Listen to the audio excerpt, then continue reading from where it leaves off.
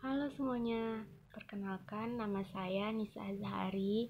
Di video ini saya akan menjelaskan beberapa materi yang mana video ini guna untuk memenuhi tugas mata kuliah manajemen risiko. Disimak ya. Yang pertama, saya akan menjelaskan tentang investasi reksadana dari nol. Caranya yaitu mulai aja dulu dengan cara membuka rekening akun reksadananya.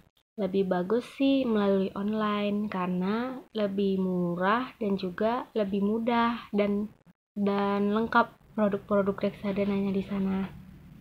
Kalau melalui online ini, caranya dengan mendownload aplikasi seperti Bareksa. Bareksa ini selain reksadana juga tersedia obligasi. Kemudian di aplikasi kedua ada namanya Ajaib. Kalau di Ajaib ini selain reksadana juga menjual saham. Terus yang ketiga ada namanya aplikasi Bibit. Kalau Bibit itu cuma menjual reksadana. Kemudian ada aplikasi Tanam Duit. Kalau di Tanam Duit ini selain reksadana juga menjual obligasi dan juga asuransi. Jadi bebas pilih yang mana yang kalian rasa mudah gitu penggunaannya. Kalau kali ini aku akan mencontohkan menggunakan aplikasi Bareksa. Kalau Bareksa itu caranya download dulu aplikasi Bareksa, kemudian daftar, ada tulisannya daftar baru. Kemudian daftarkan diri kamu dengan memasukkan nomor KTP dan ada daftar gimana caranya nanti masukin data gitu. Prosesnya sih biasanya 1 hari. Setelah itu baru bisa beli reksadana kalau kita udah daftar. Terus ketentuannya itu kalau kita beli sebelum jam 12 siang itu transaksi prosesnya hari itu juga, tapi kita baru bisa lihat reksadana di portofolio itu besok gitu.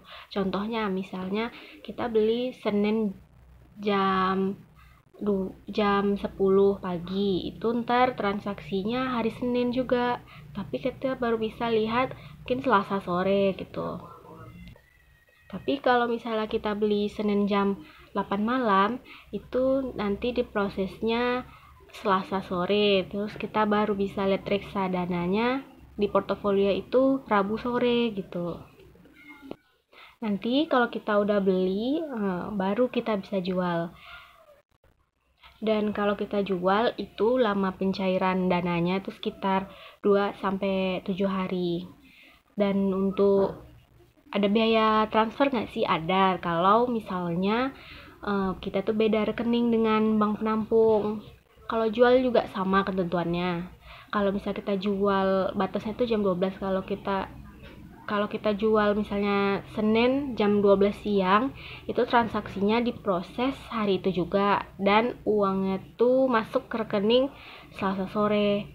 Tapi kalau misalnya kita jual Senin sore misalnya jam 3, itu transaksinya diproses besoknya Selasa sore dan masuknya rekening Rabu sore gitu.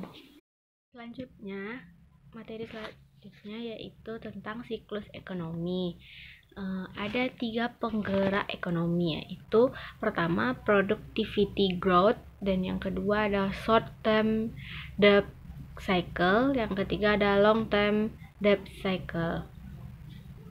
Di dalam siklus ekonomi ada namanya money and credit atau uang dan hutang, yang mana dua ini kita transaksikan ke dalam atau kita tukar dengan 3 hal, yaitu yang pertama dengan goods atau kita belanja baju atau makanan, yang kedua ada service yaitu seperti kita potong rambut atau berlangganan Netflix, yang ketiga ada financial asset seperti kita membeli stock and bond.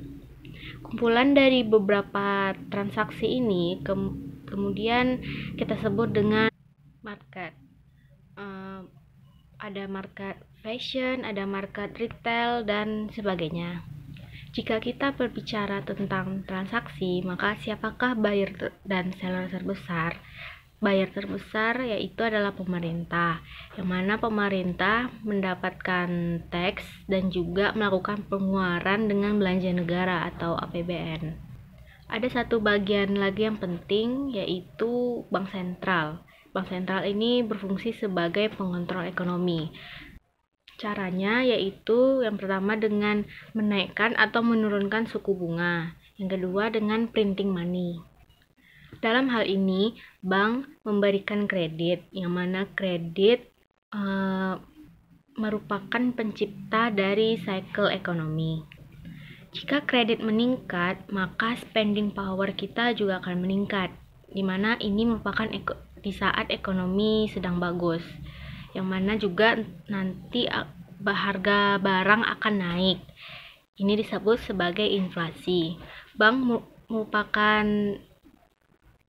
Bank itu tidak menyukai inflasi, maka yang dilakukannya yaitu dengan cara menaikkan suku bunga.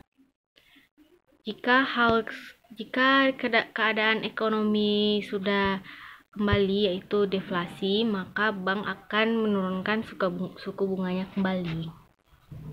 Kesimpulan di sini yaitu bahwa pastikan kredit kita tidak lebih besar dari income kita.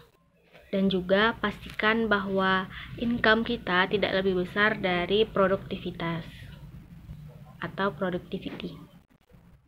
Materi selanjutnya yaitu mengenai hedge fund. Hedge fund adalah suatu dana yang dikumpulkan dari berbagai nasabah, yang mana biasanya adalah lapisan kelas atas. Dan juga dana tersebut akan dikelola secara privat oleh fund manager. Tujuan hedge fund ini yang pertama untuk memaksimalkan imbal hasil, kemudian juga untuk menghasilkan keuntungan.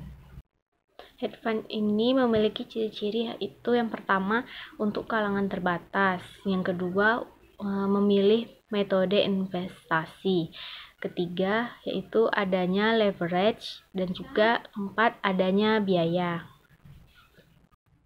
Materi selanjutnya yaitu mengenai hedging.